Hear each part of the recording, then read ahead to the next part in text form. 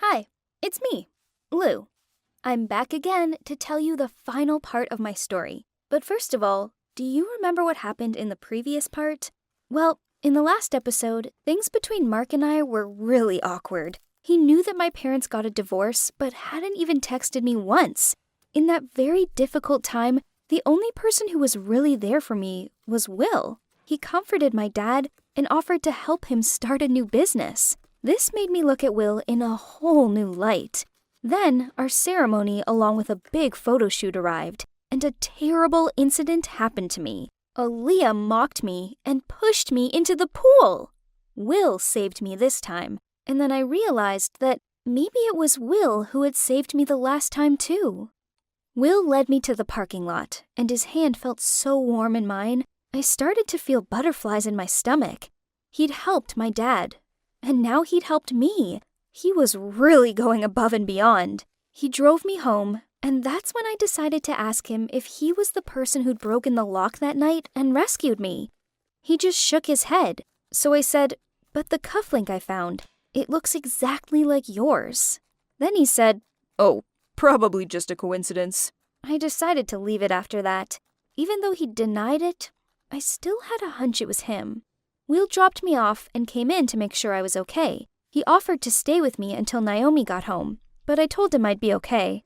After he left and I heard his car drive off, I suddenly felt so empty inside. Everything was silent, and I just lay there holding the cufflink that I kept under my pillow and fell asleep. A few days later, while I was sitting at home watching movies, I received a package. Inside was a wedding invitation from Jeremy, and it was for me and Naomi. I couldn't believe he'd moved on so quickly. I was even more surprised to learn that his bride was some model from Naomi's agency. I heard Naomi said that this girl was a real show-off. When Naomi got home, I showed her the invitation, and her face fell. She immediately ripped it up and said there was no way on earth she'd attend that traitor's wedding. I told her I wouldn't go either then, but she said I had to because I was Mark's girlfriend, and Mark was Jeremy's best friend. Was I, though? What was even going on with me and Mark? Anyway, I went to the wedding, and it was crazy. There were peacocks at the entrance, and everyone said they'd spent millions of dollars on flowers. They'd even had sculptures made of them both. It was insane. And the bride changed her dress 5 times. Obviously, I sat next to Mark, and Will was opposite me. Every time I looked up, Will would look away, but I could tell he'd been looking at me. I caught myself looking at him a lot, and I didn't really understand it, but it just made me feel warm and safe being near Will. I still felt sorry for Naomi, though. Watching Jeremy and his bride share their vows made me really touched. I held Mark's hand and said, "Isn't it beautiful?" And all he said was, "Yeah." Mark's indifferent reply took the wind out of my sails, but when I looked over at Will, he was smiling sweetly at Jeremy and his bride. I suddenly felt a bit sad and couldn't take my eyes off of him. But then I realized Will could see me looking at him. Oops! Afterwards, Jeremy and his wife came to toast our table. They actually made quite a cute couple, but when the bride realized Naomi wasn't here, she got quite upset and started crying. She was obviously a bit of a drama queen, as she said, "Everyone should be here to celebrate me! This is my day!" I just laughed and couldn't say anything. After the wedding ended, I said goodbye to everyone and left. Suddenly, we were all grown up, and our carefree student days were over. Who knew what the future held for us? After graduation, I started working for Will's startup company. I thought it was the best way I could do to repay him for how he helped my dad. Pretty soon, we were hanging out a lot, and even though he'd always been caring, he'd never been so warm and friendly to me before. I felt so comfortable around him. One morning, I decided to take the day off work and go shopping with Naomi. We saw Patek Philippe's new watch collection, and it immediately made me think about Will.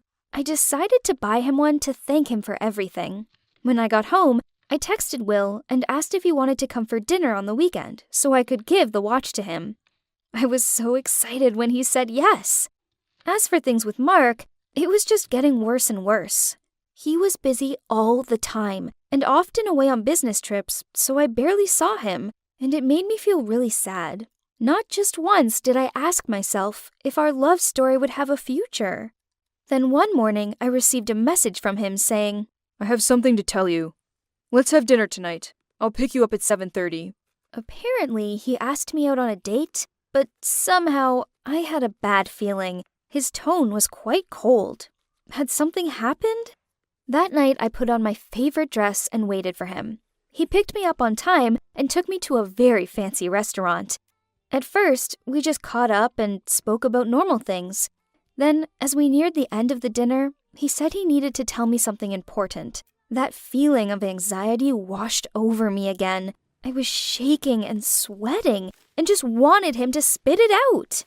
He took a deep breath. Then he said, Lou, this is really hard for me to say, but my parents have found me a fiancé. She's great, and she will support my family business. I tried to tell them I'm with you, but they won't accept it. So, I'll get married next month. I'm sorry. I was so shocked. I couldn't even say anything. I'd been the biggest idiot. This whole time, everything was laid out right in front of me. Ever since he'd agreed to the blind date, he'd been acting so weird towards me, like the time at the pool where he just watched me struggle. How had I been so blind to this? Mark didn't care about me. He didn't love me. All he cared about was having a girl on his arm who would add to his image as a successful businessman, and of course could support his family business. I thought I'd feel worse than I did, but I actually felt relieved. I said to him, You know what? You don't deserve me. We're over. Then I got up and left. I was disappointed, but I deserved so much better. Mark ran after me and offered to take me home, but I could get myself home. I didn't need him anymore. I didn't sleep a wink that night. I just lay there thinking about Mark and Will and all our friends.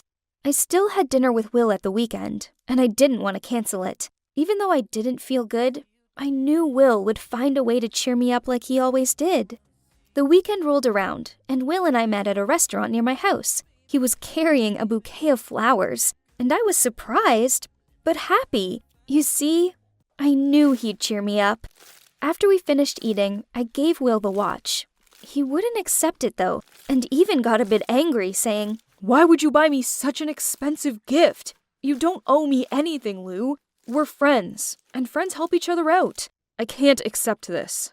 Then, before I could say anything, he said, And anyway, I wanted to help your dad because I'm looking to invest in the restaurant industry. So please, stop thanking me.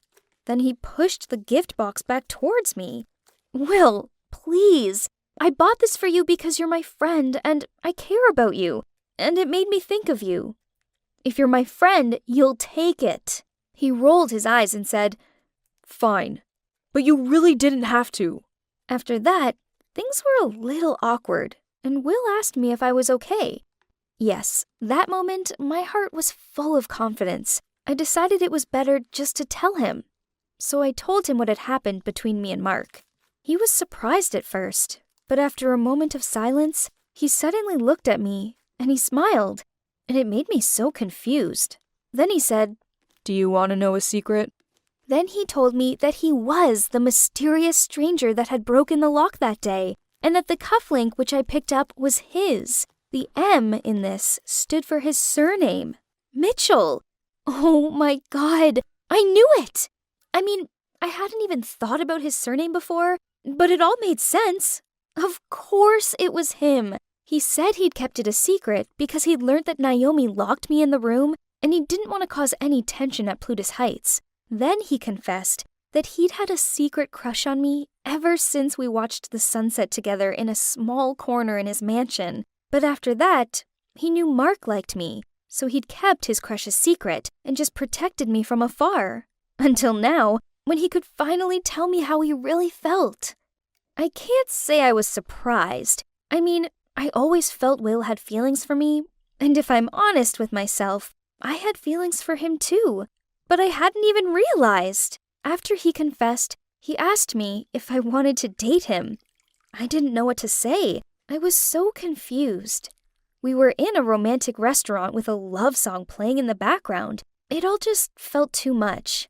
I sat there staring at him, and his eyes were so affectionate. Seeing my confusion, he just smiled and said, "It's okay.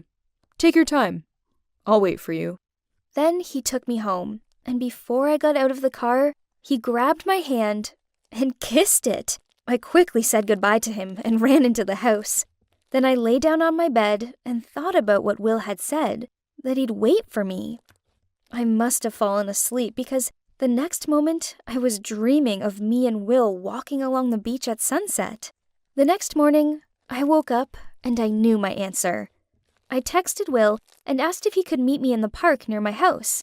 As soon as I saw him, I looked in his eyes and said, "Will, I've always been looking for my knight in shining armor. Now I know. It's you, and I will not miss this opportunity." He smiled brightly, hugged me tightly, and then kissed my forehead. Never had I felt so safe and warm with happiness overflowing in my heart. That's right, he was the one who saved me that day, the one who helped my family through difficult times, and also the one who has silently cared and protected me for so long. He was the guy who truly loved and cared about me. And ever since then, we've been an official couple, and I have never been happier than I am right now.